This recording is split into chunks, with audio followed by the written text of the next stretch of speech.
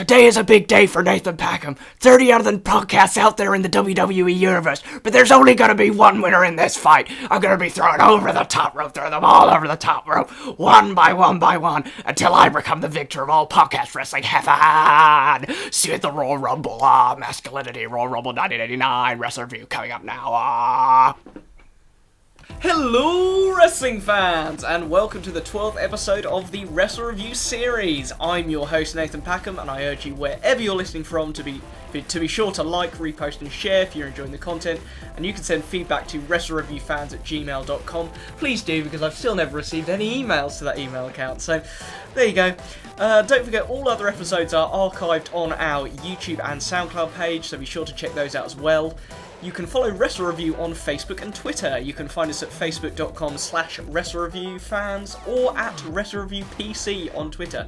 This podcast is also now a member of the OSW Podcast Network on PileDriverWrestling.net. Join the OSW community today to discuss and follow the show and to listen to the other great shows on the network. Today I was going to be joined by two people, but unfortunately Mr. James Prestridge, who was on the show last time, decided to go home early, so he won't be joining us today. But I am joined by a new guest for the show today, who hosts Livewire Rocks on the University of East Anglia's award-winning student radio station, Livewire 1350. I have a show as well. Like the show. And he's also a fellow fan of that one Shinedown song from WrestleMania 22. It's me. Jacob Simmons. Hello, Way Wrestling community. How are you doing? I'm well, thank you. How are you? You've just finished your lectures for I me, have. so I have you're a riveting lecture on something I've already forgotten. Oh, so never mind, eh? You're ready to go into the Christmas break now. Oh yes. Starting off with this exhilarating podcast. Yes. Christmas starts now. This week's episode looks back at this second Royal Rumble, the first on pay-per-view, the first pay-per-view of 1989, and the first to contain 30 men. Coming to you from the Summit in Houston, Texas. Unsurprisingly, the Rumble headlines the card, even though it means jack shit with what on paper looks like a thoroughly uninspiring undercard. Will our fairly low expectations be surpassed? So first of all, I'm going to give some background as per usual on the show. So our first match features Hacksaw Jim Duggan, and he'd been feuding with Dino Bravo and the Rougeaus using various partners in six-man tag teams. At one point, he even teamed with Hulk Hogan and Ronnie Garvin at House Show. Interesting pairing. That's a very strange pairing. Yeah. Probably as racist as each other. Oh yeah, definitely. Definitely. The Hart Foundation were chosen as his partners here despite being Canadian. Their feud with the Rougeaus goes back all the way to, 2 years ago, in 1987. All that way back. I forget how long ago this was. A long time ago. Harley Race, who I think is in the third match, match with King Haku, gave his kingship to Haku after his injury. When he returned, Haku refused to give it back, and so this match was set up to decide the true king Another of wrestling. meaningless title at the time. Yes, indeed. Much like the Royal Rumble. Indeed. In terms of the Rumble itself, Big John Studd returned in late 1988 and turned face against Bobby Heenan and Andre, who he had battled before as a heel. Mr. Perfect was pushed as an undefeated heel. Love Perfect in that match, but we'll get to this later. Yeah, we'll get to that. And Bad News Brown was pushed as an individual like he was at Survivor Series. And also in this match, you need to remember that the Mega Powers and the Twin Towers were also feuding at this point. That was the big feud of the time, Yeah. I think, for some reason. They're literally the same tag team. It makes me laugh that they were feuding. They would have made like an awesome stable. Like a stable, yeah. It's so they would have been just the most steroid stable ever. Incomprehensible stable in wrestling history. Right, that is the background. Now to the event itself. In the intro, we get the usual Top Gun / Mountain Rage intro. I hadn't seen this before. Oh, okay. And I put as my first note, WWF intro thing, best thing ever.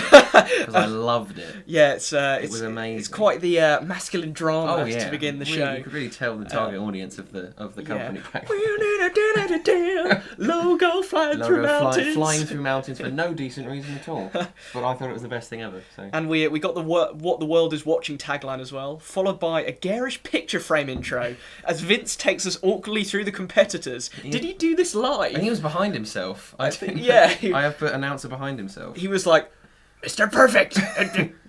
Warrior! Whoever this is! I have to say two people at once. I've missed a picture. What did come out of this was what a strong roster they had Yeah. back in the day of all the competitors they name. It's a very impressive list. It was very good, yeah. I knew most of them.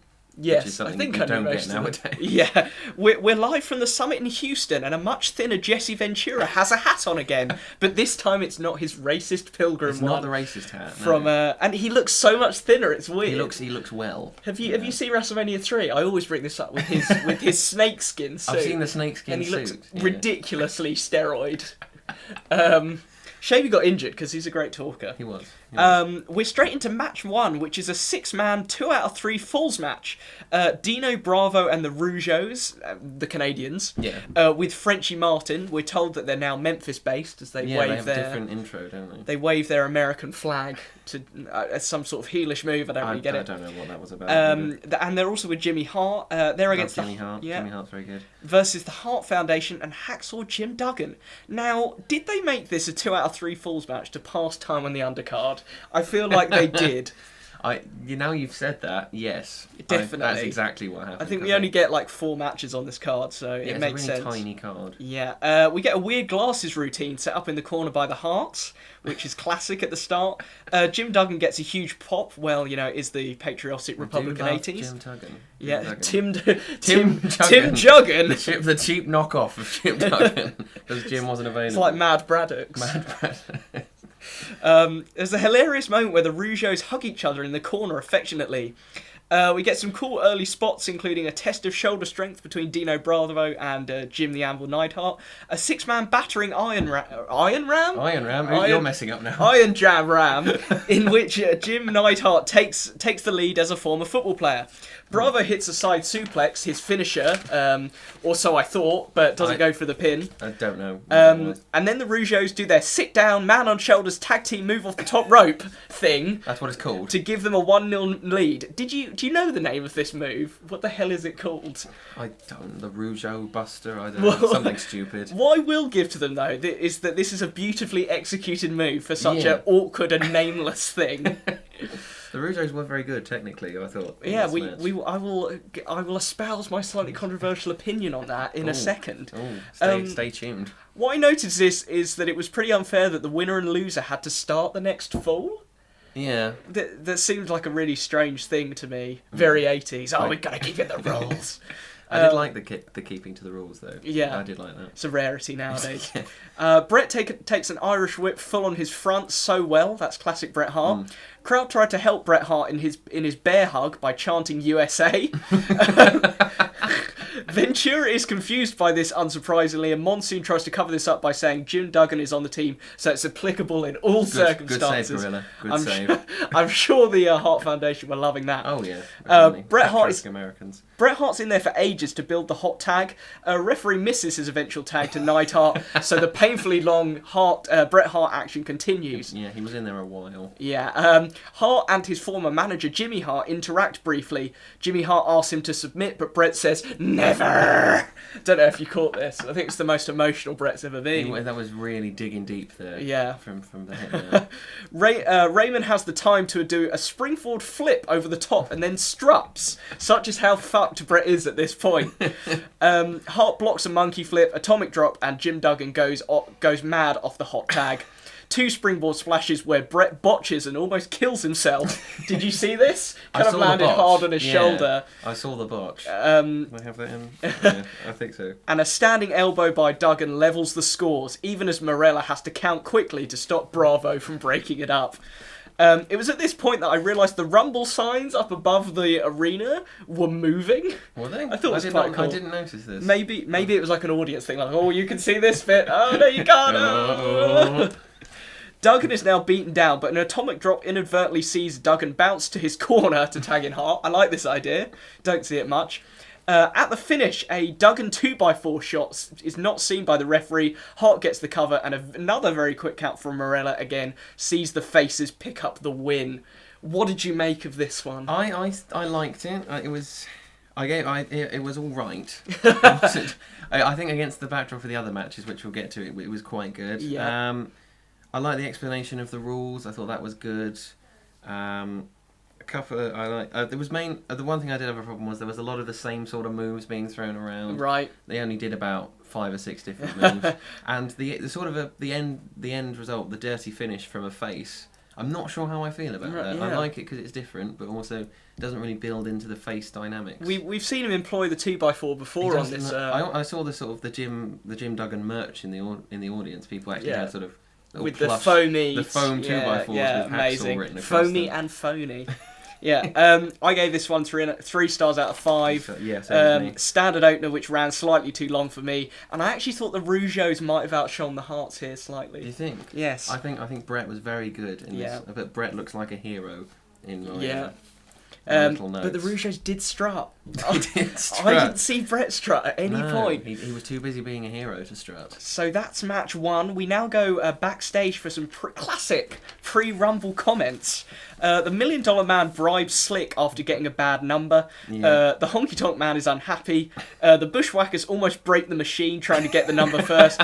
Bad News Brown states it's good news for bad news. Robert says he hopes that Andre is in there where he gets in. And the Rockers seem mildly satisfied with their numbers. That backstage, they didn't need to be in that backstage No, segment, they didn't. Did they? It added nothing. I thoroughly enjoyed these quick backstage segments. I thought it was good. But as I've just written about them briefly, so there wasn't much more to add. On a superficial level. I put Slick, little bit racist. What are you talking about? It's a jive soul, bro. I also put, why are the Bushwhackers in the Hall of Fame? That's a very good point. Yeah. I think we'll get on to the Bushwhackers in the Rumble match as Yes, well. we will. Match 2. Oh, Jesus. We're calling this a match. We are. We're calling this a match. This is in no way sexist, but this match is fucking shite. Rockin' Robin is the women's champ versus Judy Martin, and this is, of course, for the women's title. Robin comes out to the horrific theme of Sam Houston, a pseudo-country number played all on synths. Might have been my highlight of the night. Sherry says she will challenge the winner in a very clunky manner. She's equally clunky on commentary, randomly exclaiming things like, "Get her!" She was very loud. She was so annoying. Very pointless. Yeah. Sherry lost her title on a house show in Paris, apparently. Did she? Whether that actually happened or not, you never know with the 80s. No one knows what was going on. There's a story about the women's tag team. They used to have a women's tag team belt, and it was lost in Egypt, but that match actually never happened. So They do like just making up matches, yes, don't especially around this they? time. When they just have to create a title. They won a tournament, but it never happened. King of the mid-card! Yay! Ventura and Sensational Sherry gang up on poor old Gorilla. She gets more and more annoying as the match goes on. I have absolutely no notes on this match, apart from Rockin' Robin did a nice fake out of the corner and then hit a crossbody for the victory. I don't know if you've got anything to add. I can't find it. There's nothing there. Hang on. I put Judy Martin about 50. Yeah. How old is she? She's literally Pat Butcher. That's an EastEnders reference. EastEnders reference. No, she is. That's very good. She is. I also put so many Boston crabs. Right, yeah. A lot I of see where you're coming and from. Terrible small package. Same failed roll up as the 6-man match. So I didn't think this was a.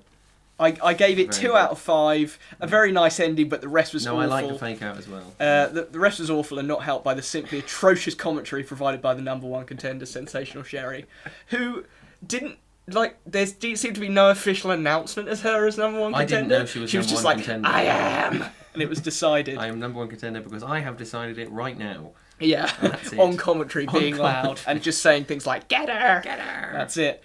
We cut to the crowd briefly, and in a figure fight, Jesse Ventura is pinning Savage, much to Ventura's delight on commentary. We then get a brief promo for WrestleMania 5, followed by comments on how spectacular it will be. Cheap plug for the show. It's coming up next. So, next up, we've got the Twin Towers with Slick.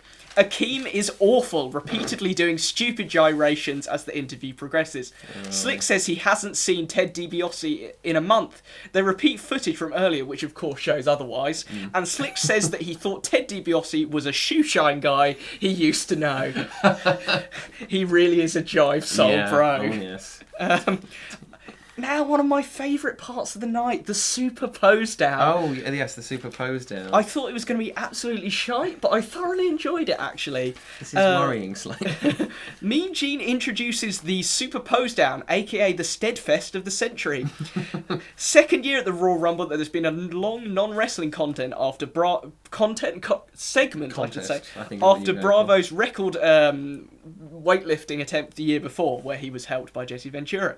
Rick Rude with Bobby Heenan, the winner of the Jesse Ventura Award for the most steroid consumption, comes out to the ring. Rude pumps his arms whilst waiting. I actually didn't realise that he had like an arm pump at this point. I thought he'd stolen Beefcake shears, and I got really confused. It's a new gimmick. Yeah. It's how he cut his hair in ECW. He used the shears afterwards. Monsoon says the Warrior is pumped up all the time. You can say that again. That is very true. That's very true. Pose 1 is the double bicep pose. Warrior won this hands down for me. Well, and in terms of actual posing or in crowd support? No, in terms of posing. The crowd were really annoying because I like Rick Rude and they were just too... Rick Rude is one of my all-time favourites. Definitely. No, but actually in terms of posing, I felt Warrior's physique was better. I think in this first one it was... Not that I was watching two sort of oily men. Look, you just got to embrace the homoeroticism of the whole thing. I feel like, that's inevitable, really. Pose 2 is best abs. Bobby Heenan applies the oil onto Rick Rude before he begins, and when he poses, he looks like he's having the biggest shit of all time. Although he is impressive, whereas Warrior's abs are shit. No, I put Rude had better abs. Yeah, that's a nice succinct comment. The crowd isn't fair and continue to chant for Warrior, even though there's the obvious winner. Obviously, Third pose, most muscular, a bit vague and abstract. This one. that just describes the contest. Doesn't it? In terms of posing, Warrior won this one for me. Heenan delays for the final pose, which is described as a medley of poses. Gorilla Monsoon brilliantly calls it a muscular montage. Actually, it might have been Mean Gene. I think it was Mean Gene who called it montage. I remember the term muscular montage. Yeah. I just realised here that the Ultimate Warrior is on Rick Rude's tights. Just to add to he did that, didn't he? He used to put people's including he did it with Jake Roberts. Jake Roberts' wife. And his wife, as well. This is one of the many reasons I love Rick Rude. This is the funniest part of the segment for me. Bobby Heenan sprays something in Warrior's eyes, but Warrior barely sells it and carries on posing until Rick Rude attacks him from behind with that steel bar, which I thought was the scissors from earlier, and chokes him. Warrior goes mental on the officials. He really does. Yay! Beating up authority. The man we just cheered for. And the suits are flying everywhere. The crowd cheers and Warrior chases Rude to the back. I really enjoyed this. It was fun. It was a bit weird. How many times did I put WBF in my notes here? 3 times. It's clearly Vince was watching this. The World Bodybuilding Federation, also run by Vince McMahon. Yeah, the 80s XFL, you might say. The XFL. Equally as successful. Successful inverted commas. Yeah, but nowadays you see like a non-wrestling segment, and for the most part it's really dull. Really boring. But I think this was pretty entertaining. I think it was helped by having Mean Gene there. Yeah, and Heenan. He was on form, and Bobby Heenan. Yeah, who is just continually great. I put Mean Gene sass. He was very sassy. Oh yeah. In this. He also ran away at the end. He's the Renee Young of the 80s. The Renee Young of his day. We should say the Renee Young is the Mean Gene of the Mean Gene. The teenies. The teenies. Interview pre-records again. Fuji warns demolition in the Rumble.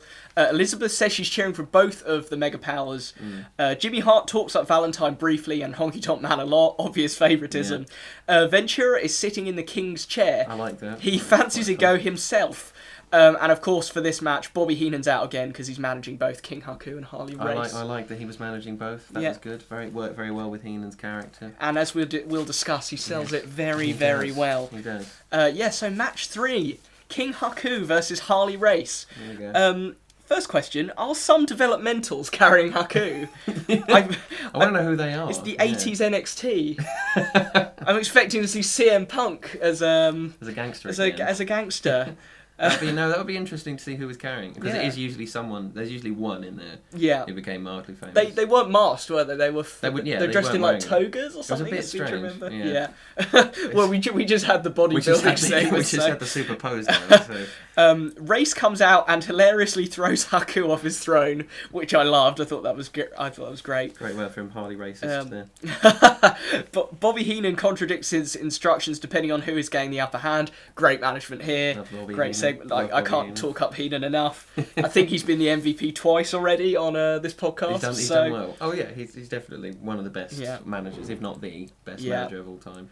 Race hits a great pile driver after an intense punching battle. Haku reverses a pile driver into a backdrop on the floor. I found this quite vicious and gritty for an 80s match. Yeah, for the 80s, yeah. Maybe a bit NWA, maybe a bit more like wrestling in its style. Yeah, very southern. Race does hit his pile driver on the floor eventually. Haku bizarrely is chanting throughout the whole match. Is he calling spots or something, or is it just racism? I don't know. Harley Race is involved. So it's probably just racism. Probably racist. Both men miss headbutts off the top. Haku gets a super kick / reverse thrust kick in on Harley Race to retain his kingship with the 3 count. Another controversial opinion from me here. I bizarrely really enjoyed this match. Did you? I didn't. You didn't? No, I gave it 2 stars. I may have given it 4. You gave it 4? Which is the second highest rating so far on the podcast. Really? Yeah, I really enjoyed it. I thought it was gritty as hell. It was. There was a lot of stuff outside which I wasn't expecting. Yeah. There was a lot of pile drivers. Yes. Really, I love me of a good pile driver, and but the sort of racist pile driver on the outside wasn't great. Haku did an awful splash at some point in the match.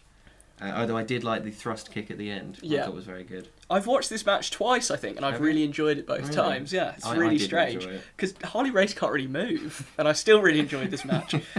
We get more pre-Rumble interviews. Brutus Beefcake says he only needs his fists as tools, or does he need the scissors in his shoes? He doesn't make it very clear. No, he doesn't. Greg Valentine is willing to fight the Honky Tonk Man, even though they're on the same team. Cuts the same promo as Beefcake about fighting with his fists. Mr. Fuji warns Demolition again. I did put in my notes, is Mr. Fuji okay? He is. At this point. I also wondered why he was dressed as Oddjob from the James Bond films. That happens a lot. Yeah, no, that's basically his costume. Big John Studd says he's had a 2-year wait for this moment and isn't aligned with Heenan this time. Mr. Perfect, in a slightly clunky and green promo, says he's the only perfect-sized human in this match. I don't know what Could have worded it a bit better. Savage does his usual freak out start. I put Randy Savage talked for about 5 minutes and said nothing. And then he says he wants to win both the WWF and Royal Rumble Championship. Mean Gene is with the $1 Million Man and Virgil. And the $1 Million Man says something awesome, which is, when you've got my kind of money, you can be as lucky as you want. Take note, Perfect. Very good. That's how to. Like That's how Ted to do it DiBiase as well. Another favourite. Yeah. Bobby Heenan, the Brainbusters, Andre the Giant are up next. The Brainbusters seem to be supporting Andre, but then he threatens them. They're like, "Oh yeah, no, we'll look after you, Andre." And he's like, "Don't come near me." Oh, Andre, you're so drunk. And finally, we get a Hulk Hogan finally appears with Mean Gene. He discusses the resurrection of Hulkamania, and he warns Randy Savage that he is the true champion, despite previously describing him as a brother in the promo. Yeah, there's the beginnings of sort of the break it down in the promo. Yeah. And match 4, we're already on it. We're already here. Oh, we are. Oh, jeez.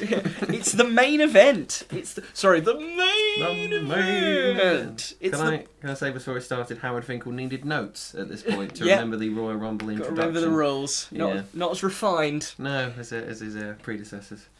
Number 1 and 2 are Demolition's Axe and Smash, and the aforementioned Finkel rubs it in our faces by saying, "Number 2 at random." They instantly fight each other, which I thought was awesome, and Ventura wonders whether their hostility might linger. That was a great combination of a good booking choice and a great bit of commentary. Yes, very good. I thought, hand in hand, yeah. And it's all broken up by number 3, Andre the Giant with Bobby Heenan. Here he comes. Demolition hit a double clothesline as soon as he comes into the ring, and he's knocked over straight away. Yeah, he's either drunk or can now actually be knocked over by things that are not Hulk Hogan body slams. I did put Andre drunk ? In my notes. He's just really getting on here. I think that's number 4, where the buzzer and countdown are finally sorted, and we get the classic Casio clock, and and it's a very young Mr. Perfect without the amazing singlet yet, just looking like a jobber. But I will get on to how impressed I was with Mr. Perfect a bit later on. Number 5 is rugged Ronnie Garvin, who looks absolutely awful. Have you got any notes? So you just... I didn't put anything about Ronnie Garvin. No one did. I didn't say... I thought there wasn't enough between Demolition. Right. I didn't think that. We'll get into that, I think. All three men gang up on Andre as number 6 comes out, which is Greg Valentine, who immediately sets about attacking Andre as well. No concern for his ailing health here then. Andre fights back, though, and dominates Garvin. Number 7 is Jake the Snake Roberts, who obviously immediately goes for Andre. Andre responds with a choke in the corner, leading to one of the most famous shots of Andre used in just about every Rumble statistics video, where it's the shot from below and he's choking Roberts in the corner. I love that shot. Number 8 is Outlaw Ron Bass, whose hair is looking a lot thinner after receiving a shaving from Brutus the Barber Beefcake. And he's called Baldy, isn't he? Yeah, they call him Baldy repeatedly. Roberts is thrown out quite mundanely. Yeah, there was a lot of build and then just...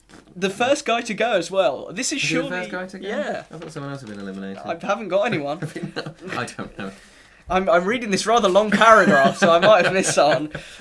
Carry on. This is surely too early for one of the hottest guys in the company. It's so strange. I like how he was cheered as well. Even though was he a heel at this point? No, I think he was a face by this point. Because he's feuding with Andre, everyone's being annoyed by. I always think he was a heel, because he was such a good heel. Number 9, Mr. WrestleMania, Shawn Michaels, who at this point still has his cool blonde hair. In the meantime, Mr. Perfect eliminates Axe, and then Michaels and Perfect produce a great athletic near-miss segment, really a sign of things to come, and probably the best thing wrestling-wise on this show. Maybe except the Superposed Town. The Superposed Town, which we really can't get enough of. Number 10 is Bushwhacker Butch, who looks strikingly similar to Ron Bass after his haircut. It appears that Bushwhacker Butch is getting a big pop. I was very confused. But in fact, it's Jake the Snake Roberts coming back to the ring with Damien, who he would later abuse to death. Yes, he would. Yeah. That has been mentioned on this podcast before. Which I believe was actually in England. And may have been in Sussex. I think James... was it James saying on the last one? It was near his house? Yeah. Oh, it was near James's house. Oh, maybe it wasn't Sussex. Anything to get Sussex on this show. Brighton. I don't come from Sussex. I don't know why I cheered. Yeah. He comes to the ring with Damien, forcing Andre to get himself over the top rope to eliminate himself. Thought this was another great way to build the feud. It's a good way to eliminate Andre. Yeah, because you're not going to get Andre out. Normally. I did put the WWE needs more snakes. I did like the inclusion of this. As long as they're looked after, I don't have a problem. No, not a problem. And as long as they don't bite Randy Savage's arm. Maybe more snakes isn't a good idea. Yeah. Number 11 is the Honky Tonk Man with Jimmy Hart. 12, Tito Santana, who makes a beeline for Perfect. Now, I'm not the biggest Tito Santana fan. Athletically, he's okay, but... He's like the face police. I've said this before. He goes after the most heelish guy all the time. Yeah, and he's come out repeatedly in previous pay-per-views for no reason, bar looking after faces. I thought he had good energy. Yeah, no, he does have good energy. 13 is Bad News Brown. Ventura repeats his comments that this is just a normal night in Harlem for Bad News Brown. We've discussed this before. Bad News Brown's really growing on me. You like it? Yeah. Even though he looks pregnant, as I said in the last podcast, he is growing on me. Yeah, I wasn't impressed. 14 is Marcy Jannetty. Poor Marcy Jannetty. He no-sells a perfect punch, then the Rockers double dropkick Bass out the ring. This was a funny botch, I thought. I think Jannetty came in and was like, right, I've been asked to get rid of Bass. Yeah. Perfect, no! And he kind of tries to block it. Perfect still I've gets got to do something later. 15 is Randy Savage. He doesn't take his glasses off. And other accessories as he flies into the ring. Is it a bit too early for him, I thought? Yeah. You want him in the 20s, maybe? I guess, you would do. But I think the way it plays out, it works out all right. Also, he's not in his yellow Mega Powers attire. Very much on his own for this one. He is, definitely. More of a divide. Yes, there's a divide building. 16 is Arn Anderson, who looks old here as well. When does he not look old? He's perpetually old. Valentine is eliminated by Randy Savage. The unlikely team of Andre Anderson. Andre's gone. Arn Anderson. How old would that combination be? Andre and Arn Anderson. Arn Anderson and Randy Savage get rid of Shawn Michaels. Oh no. That was sad. 17 is Tully Blanchard. There's a blast from the book. And who looks really old. He's another brainbuster, and that's the second time tag teams have come out consecutively. No, that's true. Random drawing. Yeah. Jannetty is eliminated after a great sequence with the Brainbusters where he held on by his feet. I actually really feel that Jannetty shows more promise than Michaels at this point in his career. Yeah, I think Jannetty is more refined, he's got more ideas, and is probably less of an arsehole backstage. At this point, yeah, Sean is... Yeah, Sean's in a bad place. Find God, goddammit. 18, and finally, it's Hulk Hogan. Yeah. Once again, though, slightly too early. Yes, I'd agree that both of them came out quite early, especially for the significance of this match. Yeah. In their sort of long run feud. Perfect is finally eliminated. What an effort, though. He surpasses... He was in for absolutely ages. He surpasses Hart's record from the year before, remember we're only 2 years in, of lasting for... he lasts for 27 minutes and 58 seconds. So great going for him and a great push. Record at this point. I didn't know that. Face policeman Tito Santana is eliminated. Who was he eliminated by? I didn't actually write down. I put Santana eliminated by ghosts. Because I didn't see this elimination. It was the heel ghost. It was the ghost of heels gone by. They eliminated him. 19 is Bushwhacker Luke. He enters and shortly after Butch is eliminated. This ring isn't big enough for 2 Bushwhackers. I think that was just so they could tell the difference. Yeah, probably. They are basically the same. Is that Outlaw Ron Bass? Baldy Bass. 20 is a perpetual lower mid-carder Coco Beware, who comes out in Hogan attire and is then dumped out by Hogan himself. And I think I heard some mild booing at this point, actually, for Coco's elimination. Hogan also eliminates Bushwhacker Luke. And Ventura says he's eliminating some of the competition. Really? It's like the Rock's promo where he's like, he says that he's fearful of Crash Holly and Headbanger Mosh.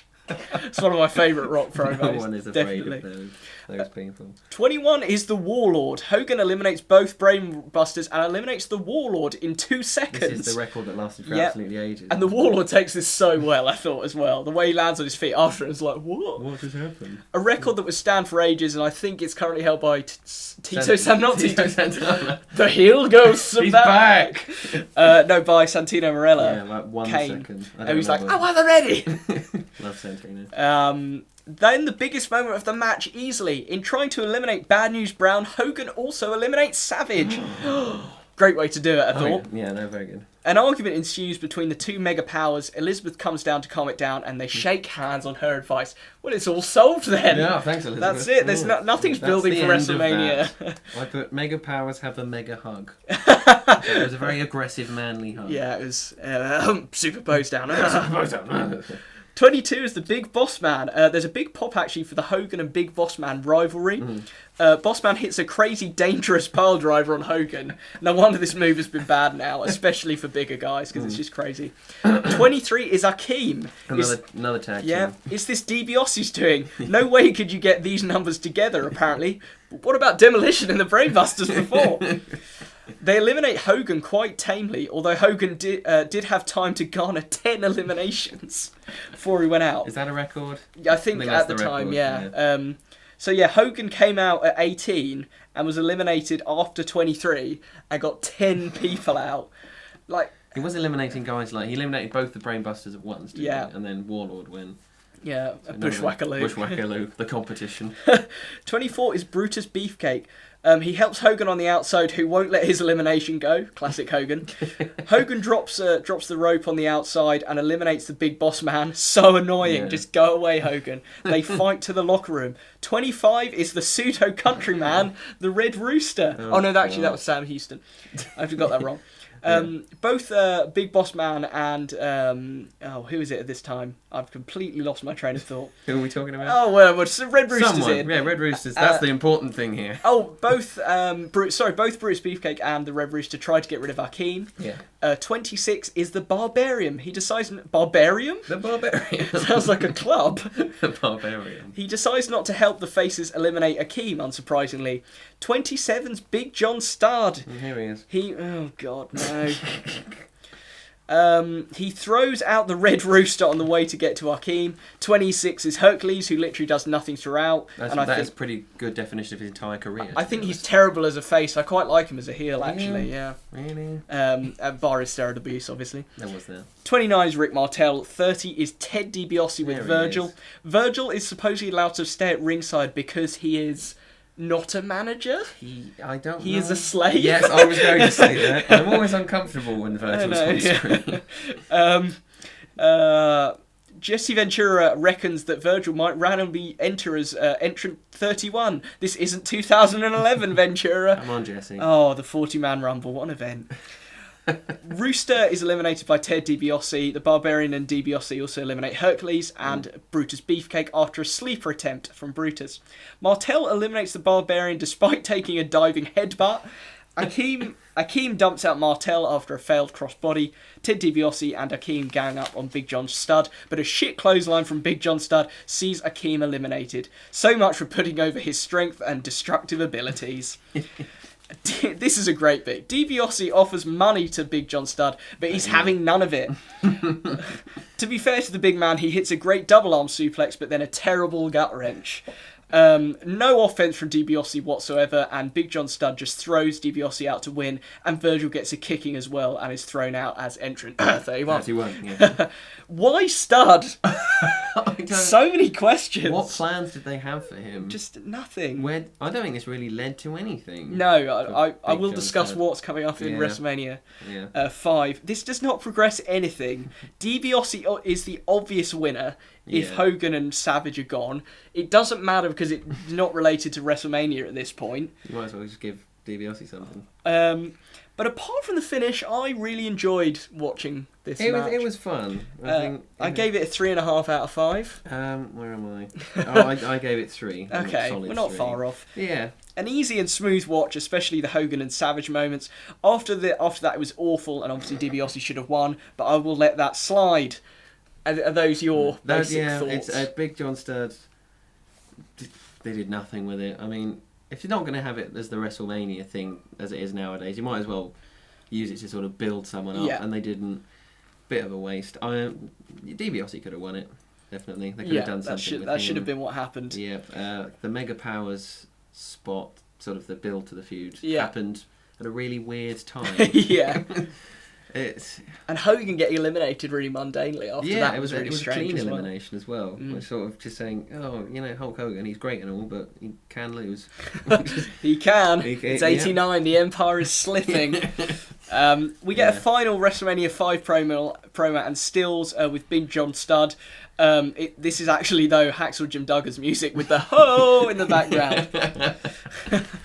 So, to conclude this podcast, sorry, not this podcast, this show, a few more things to say. Yes. The undercard looked awful on paper, but delivered okay to good results during the evening, with a decent 6-man tag, a hilarious homoerotic pose down, and a strong, methodical and vicious showing from Haku and Harley Race, although you will disagree on that. Yeah, I disagree on that one. That's The women's match, however, with Sherry on commentary was dire. I'll agree with that. The Rumble was a fun watch and did what it needed to in terms of the Mega Power storyline. Studd winning was a kick in the face, though.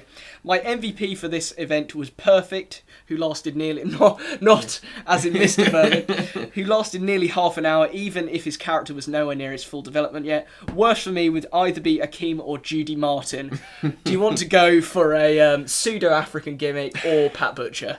The public can decide. Both as bad as each other, really. Yeah, Although that is a match I would pay money to see. Oh, God. I gave this match a 7 out of... this pay-per-view a 7 out of 10 overall, yes. Oh, okay. I'm kind. Very I'm kind like that. Very kind. Right, on my MPVs, I had Bret Hart. He was very good. Yeah. In the Michaels, I thought was very good in the Rumble. I thought he showed the sort of the beginnings of his potentials. Very good technical display. I did put Tito Santana mainly because he just had a sort of a big build of energy. He sort of spiced things up.